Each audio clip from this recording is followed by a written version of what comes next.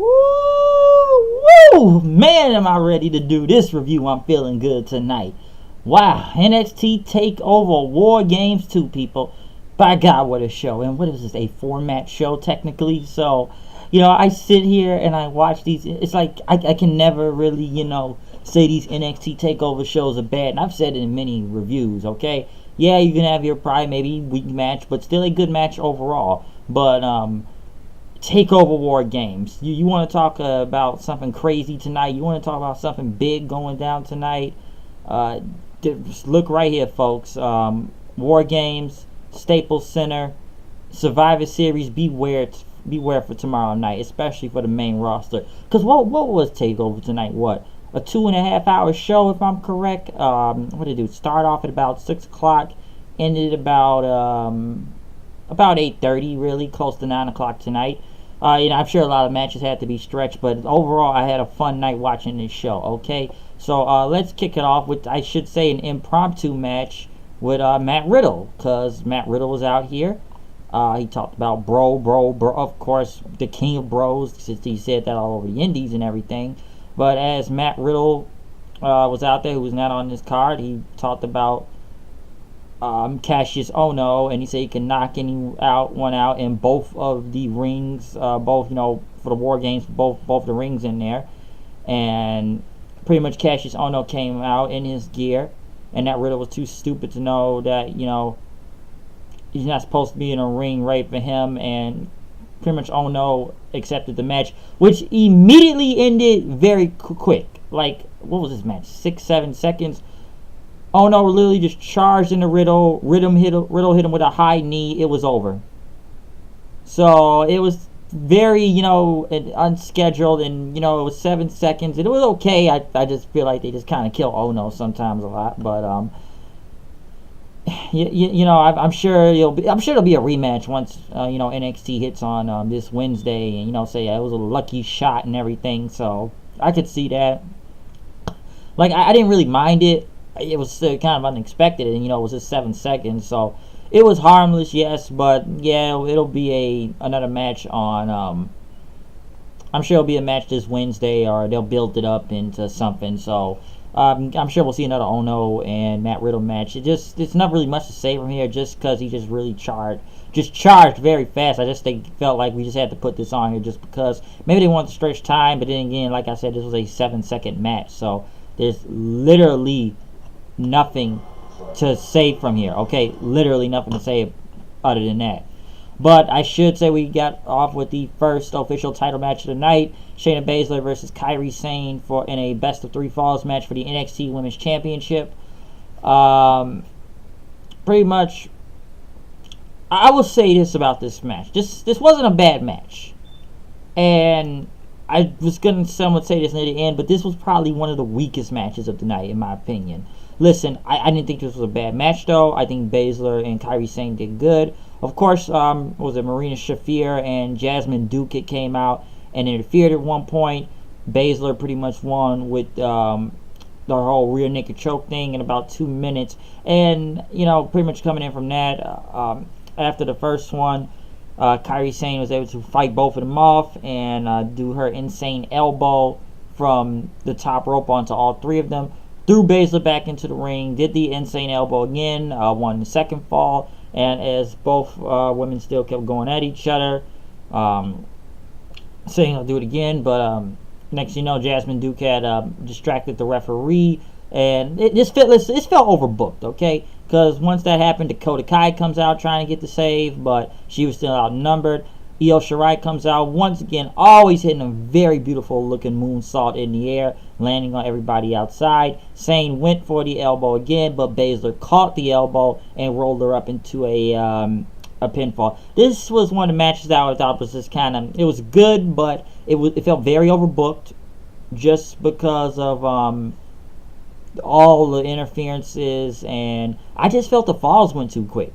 I know it was like a best of 3 falls match, but it just felt very rapid fire. It didn't really have a lot of time to build, because the match was at least about 10-11 minutes. I like the whole Io Shirai moonsault and everything, but this whole show not the show, but this match just felt, I wouldn't say rushed in a way, but like I said before, It was a lot of overbooking and excuse me, a lot of overbooking and a lot of quick falls in the match. And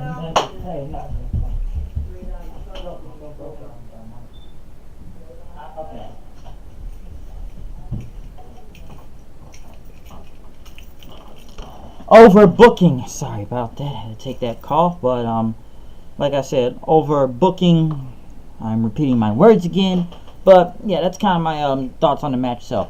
And I think this feud may continue, or they're gonna move on to something else. I don't think Kairi Sane's going to the main roster, as I see people are saying tonight. I don't think anybody's going to the main roster after what I've seen tonight on Takeover. I don't know if they're gonna move on with Baszler since she is still the champion. So we will be seeing her in NXT for, I guess, a longer period of time, and unless they're trying to reform this whole 4 horsewomen thing, which people are saying is gonna happen tomorrow night, but I'm not really sure on that. But we will see what happens next. Maybe it's going to be some team. I'm sure there's going to be a feud with all 6 of these women. I don't know if, Kairi Sane's going to get another title shot in that. But I could see a feud with all 6 of these women continue on with some 4 horsewomen thing going on. So get ready for that. X-Pac was in the crowd. Kind of want to point out that. Now, this is where the show started to pick up. And I really had a debate on what was the best match of this entire night. I really had the debate on this. Because at first, Gargano and Black just tore the freaking house down, of course. Because, Gargano, I guess some people think he's sinking in the darkness slowly. Because he kind of had a lot of all black coming out. Which pretty much had like a Punisher logo if you, go with it, because he's got like that whole skull thing going on as his logo, but he had Punisher gear, and it's pretty much what it was, black Punisher gear. Because if you look at the back of his tights, it just had Johnny and like the whole Marvel logo, and it had Takeover, which was almost like the Punisher logo with the Punisher symbol under it. So it was a good little Marvel tribute, kind of probably to Stan Lee and everything. So I did like his gear. Fucking Black comes out with these spikes like jacket thing. So it was kind of a cool gear, but getting to the match itself, this just was rapid fire out there, man. From both of these guys just dodging multiple kicks to Gargano, even imitating Black's when he sits into Indian style, mocking him at one point, and he says, you're not the chosen one, I am. Which I swear to God, when Black hits those freaking high knee strikes, they just looked deadly out there. I will say that, just looked very freaking deadly. But as this match pretty much went on throughout time, Black had started to mock Gargano at one point once he did that whole it was like a springboard thing he usually does, and lands into a sit down position. But it was like Gargano, I think he was trying to imitate the whole Black mass kick, and Black told him to hit me with your best shot, and he tried to hit him but missed, but then got him again with it. One of the best spots I actually thought looked deadly out there was when I think Gargano threw Black out of the ring, and Gargano's gonna go for a not crossface, but suicide dive, hits it, and Black just hits him with a just knee strike out of nowhere. Then just literally a knee strike out of nowhere, just looked deadly. And then when he got him in the ring, Gargano just kind of went to, the Black's legs and start holding his leg and everything. And he says, like, I deserve it and everything. Which he was going to go for the Black mass. And as he lifted him up for the Black mass, he tried to hit it. Gargano dodged it, put him into the Gargano's escape, but Black was able to get out of there. He hit him with a, I think it was a kick to the face, and pretty much he lowered his knee pad, hit him with a Black mass kick, looked deadly.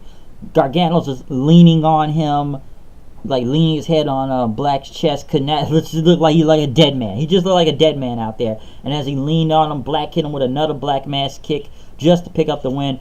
In my opinion, I thought this was probably going to be one of the best matches of the night, because now, if there's one thing I can say about NXT and their matches, it's almost like, I'm going to put on a great match. Let's see if someone can top this in the next match. It's almost like they have to top each other. Who could be the better match out of the entire night? But that was a great match out there, okay? It was great. Both these guys were just killing it out there.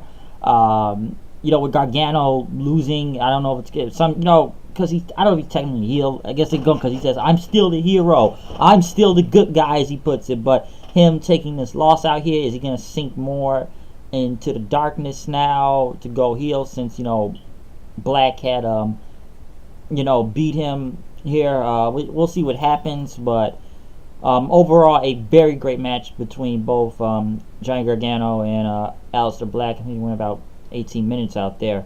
Next was, in my opinion, now I've been really debating this before I got on this review, but if I had to debate between the best matches of the night, it had to be either the War Games or Tommaso Ciampa versus Velveteen Dream. First off, Velveteen Dream comes out in this Hollywood Hogan gear, and I'm sitting there wondering, is this just a trolling to come at Hogan? I don't really give a shit about Hulk Hogan nowadays. I've already said my piece on that. But him just coming out with the Hollywood Hogan and an NWO shirt that said NVO, pretty much New Velveteen Order,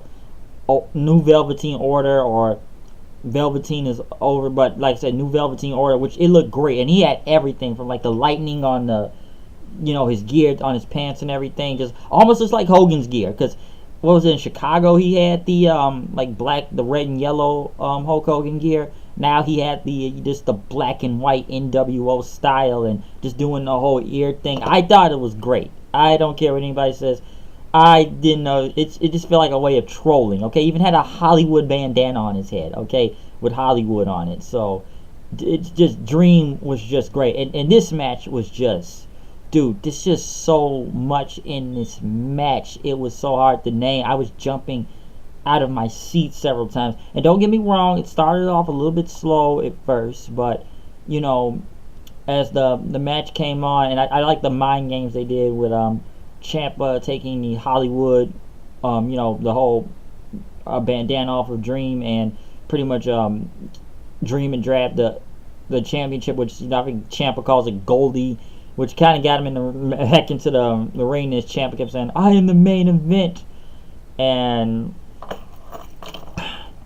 one thing they kind of did was the whole Hogan spot, the finger pointing thing, which looked, he tried to hit the leg drop because he did the big boot, but he couldn't get it. But at the second time, he did the whole finger point thing, did the punches, the crowd reacts to it, hits the big boot, and pretty much hits Ciampa with like 3 leg drops, and then a spine buster. Then fans were just chanting Velveteen or NXT at one point. And as they pretty much get back in, Dream kept kind of go for his knee, which he kept hitting a figure 4 on it. And he got on the ring post. Ciampa tapped, but the referee did not even see it at one point. Because after, when they got back in the ring, Ciampa rolled him back over again. And they went back into the figure 4, which pretty much kind of, Ciampa was able to get the ropes in after that. Ciampa at one point tried to roll up Dream, which he held the tights, but the referee caught him and wasn't going for it. Dream hit him with a DVD, Death Valley Driver. Pretty much a kick out from there. Ciampa then, I actually thought it was going to be over the Project Ciampa. Once he hit the Project Ciampa, I thought it was done, but freaking Dream just kicked out of it as, Ciampa's holding his bad leg out there, which I just thought it was over then. And Ciampa got the title belt, which he brought back in the ring, and pretty much Dream had stopped it, hit him with like that whole, it was like, not like a Sister Abigail, but like a DDT thing, and just hit him on top of the belt. And I swear the ref was going to count Dream for disqualification. You just look at the ref, he looked like he was just frozen in silence, didn't know what to do. Counted, but Ciampa kicked off. I actually thought it was going to be over. You want to talk about near falls. These were some insane near falls, because they got to the outside of the ring. Champion with DDT through the ropes, which I actually thought was going to be over from there. But Dream, once again, the guy just kicks out from there then. Which even took the padding off the ground, Ciampa, because I thought he was going to DDT Dream onto the concrete. Dream pretty much speared him into the announce table, and they went through it. Ciampa takes, I think he took some paper or something and threw it at Maranello, which, like I said, Ciampa's just a great freaking heel, okay? You can't even stop Ciampa from being that big of a heel. That was great. He just threw it at Ronaldo at his face then. Dream got back in, hit him with the Death Valley driver again on the outside of the ring onto the concrete. Those are men. Purple Rainmaker. Near fall again. And I'm just sitting there like, how many near falls does Dream got to get? And at one point, like, I said to myself when I was kind of predicting this, like, I knew he wasn't going to win the title, but it almost made me believe he was going to win the championship tonight. I almost nearly believed it after that. Ciampa once again just kicked out off of that after another crazy near fall. Dream, he hit the, he was going to go for another Purple Rain, but off the top rope onto the apron, but pretty much missed it from there. Ciampa got him in the ring, DDT'd him into the metal part of the, because they got both rings connected together, so he hit him with the metal part there, and pretty much won. And he looks in the camera and says, "I'm the greatest sports entertainer all the time." Listen, this was just great. This match was insane. It just had so much suspense in it. You could not tell who was going to win. And Dream just with these near fall, I swear it was like 3 or 4 of them. It was just great, man. Him just coming out in the Hollywood gear was just fun enough. But Ciampa and Dream tore it down, man. Like 22 minutes out there. It was insane. Like, I knew they wouldn't be the main event because I know War Games would have, was going to be the main event, but this was just great, okay? And I felt like they just needed more time. Well, they had enough time, but I know they had a lot of time so they could kind of stretch this out. Because, like I said, it's a 2.5 hour show and technically 4 matches on here. So it was a lot of time to stretch this out, but it was great. That was like probably one of the best matches of the night. And as we get into the War Games match itself, the Undisputed Era, Red Dragon, Roderick Strong, and Adam Cole, baby, versus Ricochet, Pete Dunne, and the War Raiders. War Games match. We kicked it off with Adam Cole and Ricochet. In this match, the Undisputed Era did have the numbers advantage as they started off with those two. Next coming to the ring was Hanson as he kind of held back Pete Dunne because he wanted to be in there. Was it Hanson? No. It was Kyle O'Reilly that came next. Then it was Hanson. And, yeah, Hanson. I think after that, after O'Reilly, it was Roderick Strong coming out just hitting by the way, Strong just came over and just started hitting with those like backbreakers things, almost into a not like a what's Lex Luger used to do, racket, not a like the fuck, I forget the name of that finisher, the rack or something, I believe, and I don't know, I don't remember the name of the move, but he was hitting Ricochet with like multiple, especially like the back knee strike in a way, hitting him from there. But after Roderick Strong, it was Rodin coming in for the next going into the match.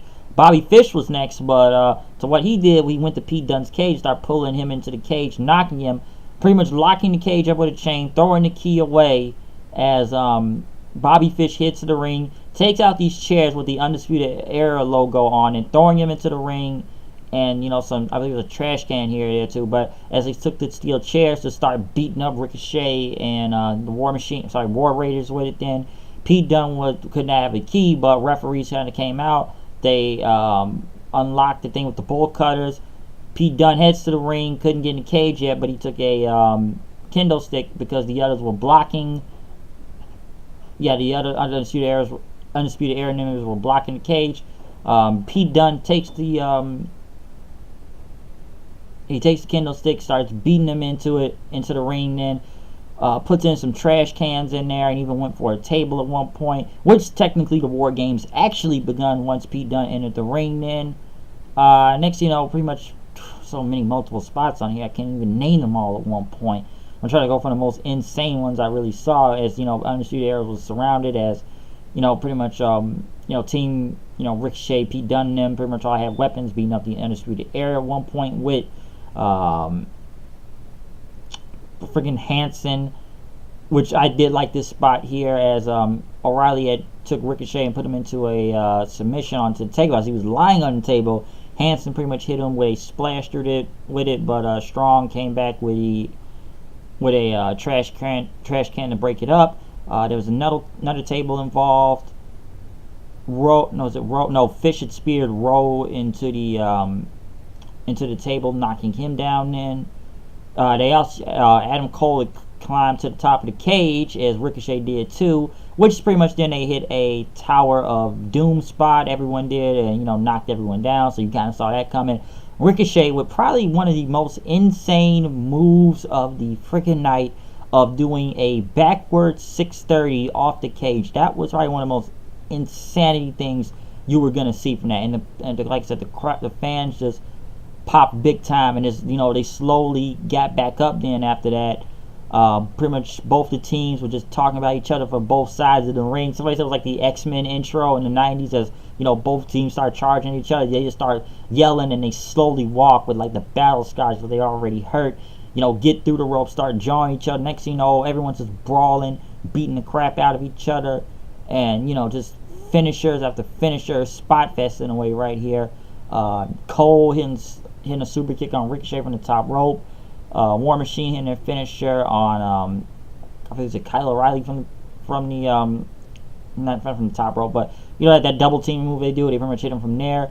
Dunn, freaking Pete Dunn, man, pretty much took that dodge Cole's super kick and kind of wrenched his leg a little then, as, you know, Cole went back for the last shot after that, and Dunn hit him with the bitter end, but then did the whole little kind of like Marty Scurll, you know, break your fingers type of thing. But this was the craziest part, I would say, after that. When Pete Dunne hit that second bitter end, Ricochet comes out of nowhere with a just big splash, and they double pin Adam Cole for the win, winning the War Games match, as everybody pretty much shook each other's hands after that.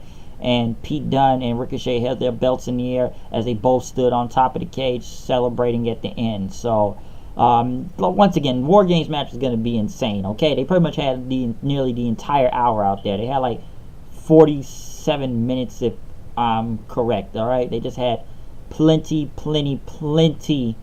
of time out there, and you knew this match was going to stretch long. Okay, you knew it was going to stretch long, and you know, and I'll admit some parts did kind of drag when they're hitting each other weapons, but like I said, I know it's supposed to build suspense, and, you know, everyone's getting their spots here and there. And I'm not gonna lie, it did drag on at some points, but overall, it was just still great in general. This was still a great match. It was an insane match. It was just nuts all over the place. It really was.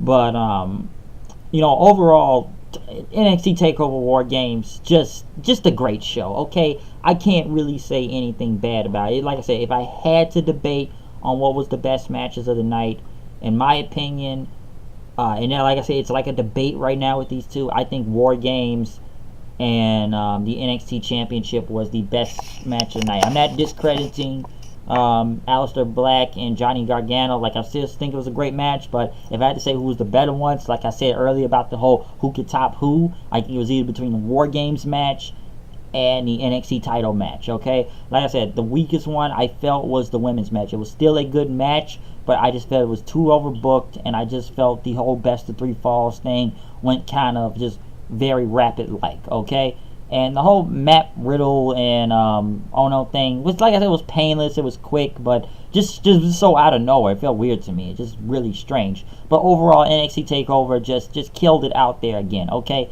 listen, I don't even know how Survivor Series is going to keep up tomorrow night. Then again, why am I surprised anyways? Come on, these NXT TakeOver shows just outdo the main roster shows almost every freaking time these things come around. Well, I think I've said earlier in the year that WrestleMania sucked, and that NXT TakeOver New Orleans was just a way better overall show. Because right now, Survivor Series, and how long is this show tomorrow? This show starts at what, 4 or 5 o'clock in the afternoon. You got 8 matches, and a lot of these matches are, I feel like a majority are not really going to be good. Out of maybe 2 or 3 of them, and one match that people really wanted to see was canceled due to injuries. And, you know, let me say, I know it's a lot of things going on crazy around in wrestling right now. I'm seeing just several people getting hurt out here from multiple things, and, you know, I could name here and there, but I'm hearing folks about, like, you know, JR and some going on with David Arquette, and yeah, I'm not going to get into the whole Ellsworth situation. That's for a different story, but that sounds out of some sick stuff, and, you know, I'm not going to jump to conclusions, but to what I've seen, I can say this guy has pretty much screwed himself. But like I said, I feel like there's a lot of people getting hurt right now and stuff, but like I said, great show. check out the review. Like I said, I'm still gonna have the Survivor Series review tomorrow night, and we'll see what goes on from there. But NXT Takeover War Games, just like I said, fantastic show. I can't really say anything. It was like I said, it wasn't nothing really bad on this show. Like I said, I'm just saying what I thought was the best and what I thought was kind of the weakest on here tonight. So you debate. You tell me what your favorite match was part of NXT War Games tonight. 2, I should say. Let me stop saying 1. War Games. War Games 2. Okay. So like I said, you tell me what you thought about it. All right. And this was literally a 4-match show, and you had 8 matches going on tomorrow night. All I can say is we're going to see what happens. All right, folks? We will see what happens tomorrow night at Survivor Series. But overall, NXT killing the game again. Can't really say nothing that. Like I said, I pretty much got all of my opinions on it. Can't really say nothing bad on it that much. So I am out of here. I will see you guys later. Peace out. We will be back tomorrow night to review Survivor Series. So once again, you know it's me, HWLD, coming here with the news and reviews. You know I am know what I do. Came and I saw. Rap again, no flaw. So gotta keep it good. Keep the elbows insane. And we are now done with this review of NXT War Games. I'm out here. Comment, subscribe, follow me on Twitter at HoodedKnight890. Peace out, and tell me what you thought about the show. Peace.